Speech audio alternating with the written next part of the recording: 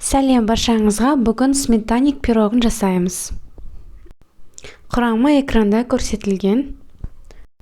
Алдымен ұнымызға разрыхитель қосамыз, одан кейін қант қосамыз, жақсылап араластырып, ұн мен қантымыз араласқаннан кейін үстіне кішкене морозильникте қатқан кішкене майды саламыз. Ұндағы қант пен сары майды бір-біріне уқалау арқылы рассыпчатый песок жасаймыз, яғни шашыраңқы ұнның құрамын жасаймыз. Осындай құм сияқты шашыраңқы болып шығады ұнымыз, және түсі сары түске енеді. Содан кейін бір жұмыртқаны салып, қолымызбен илейміз, басқа еш нәрсе қоспаймыз. Достар, каналымызды қолдау барысында подписаться кнопкасына басылып, тіркелулеріңізді сұраймыз, және поделиться кнопкасын басып, WhatsApp чаттардан бөліссеңіз болады. Бұл уақытта начинка жасаймыз.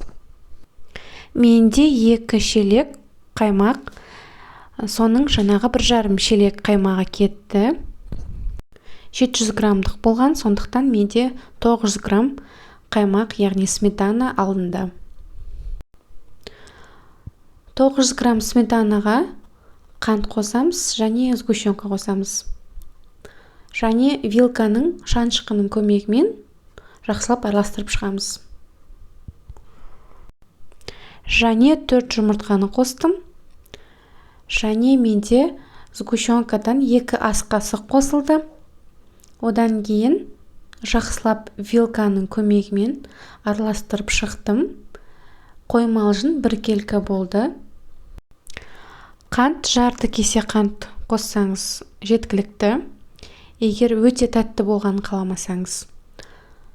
Жаңағы тындырып қойған қамырымызды осылайша оқтаумен жайып, жіңішке етіп, фольганың фигурасын жасап алғаннан кейін ішіне салдым.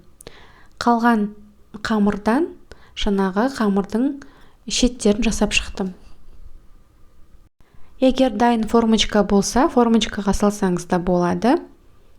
Сметаник өзі сметананың жаңағы үлкендігіне байланысты.